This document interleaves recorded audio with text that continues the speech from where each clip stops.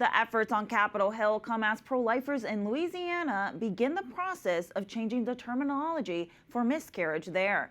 Currently, the Pelican State classifies a baby lost to miscarriage as having died from a spontaneous abortion, missed abortion, or threatened abortion. Red Bird Ministries is working with lawmakers to change that language, saying pro-life families suffer when they see the word abortion as part of an already tragic situation of losing a preborn baby. For more, we turn to Kelly Breaux, co-founder of Red Bird Ministries in Louisiana. The pro-life Catholic group provides grief support for parents grieving the loss of a child. Kelly, thank you so much for being with us today. Before we turn to your efforts to change the language around miscarriage in Louisiana, what are your thoughts on the work being done on Capitol Hill to guarantee parents can properly bury their children lost to miscarriage? Yes, this is so exciting to hear about. I didn't know that it was happening, but one of the things that families experience after a loss is a loss of executive functioning skills. So when we look at mental health and how we process what happens to us, those fundamental skills that help us to make decisions are deeply impacted. So having someone to advocate on our behalf is it's life-changing for us, especially in that process whenever we enter into that healing journey.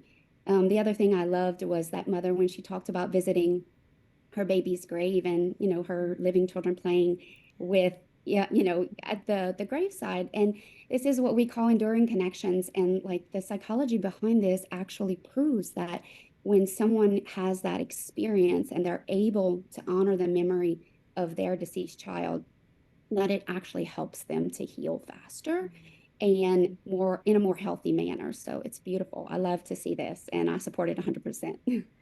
That is beautiful. Now to Louisiana. Tell us more about your efforts to change the language around babies lost to miscarriage. And how did you discover this language is being used?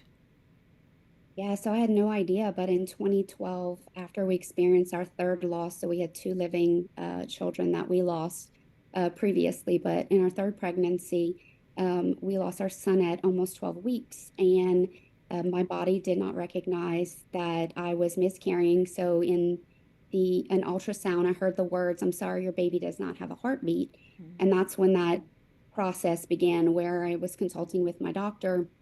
All the language she used was very compassionate. "I'm so sorry this has happened to you. I'm so sorry your baby has died."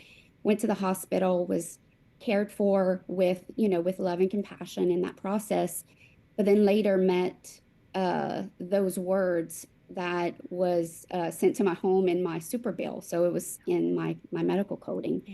And I remember dropping to my knees when I saw that, like, surely, like, this was wrong. Surely this was wrong. And calling my doctor's office to be told that, no, this is the terminology that is used in pregnancy loss. And for me, it felt like a cruel joke because, like, when you're in the ultrasound room and you're trying to grapple, with that this has happened and your brain is telling you, like, maybe they're wrong and you're confused, then to meet that language, it just further, hurt me in ways that I didn't know. And so, the most of women who experience loss like this, they don't advocate, they shrink, and that's what grief does to you. So it's taken me a long time to even bring this to the attention of our lawmakers. But what we're doing in Louisiana is not, just for Louisiana, because these codes impact actually the globe. They are written into our ICD-10 codes that's controlled by the WHO organization. So our efforts with House Bill 288 is to open the conversation, to petition the CDC and the WHO organization to make the changes that have already, adapted in patient-facing communication. At the bedside, they're already adopted this language. No one tells you have a spontaneous abortion or a missed abortion or a threatened abortion. They use dignified language. They use compassionate care.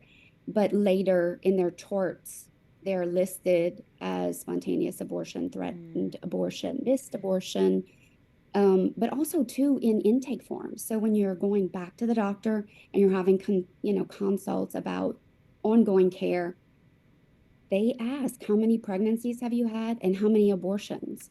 have you Wow. had? And if you have to answer that, honestly, even though you wanted your baby, you would have done anything for your baby, you are forced to put in your chart that you've had an abortion. And it's traumatic for our families. In states like Louisiana, where we have both support on, cross bipartisan support and compassionate care, and we're trying to pass a lot of pro-life laws, you do have um, other states that don't honor that Mm. dignity of compassion with the families. So, as Red Bird is, it's an organization that helps families through the church. So we're meeting families across the world. That's great. Um, And Kelly, yeah, and so it's inconsistency. yeah, where do I'm things sorry. currently stand with the Louisiana lawmakers? Yeah, so we made it all the way through the House, and we're about to get on the Senate floor for a vote. That's where we're at right now. So yeah, we went all the way through. Okay, well, we'll be praying for that. And thank you for the work that you're doing. Thank you.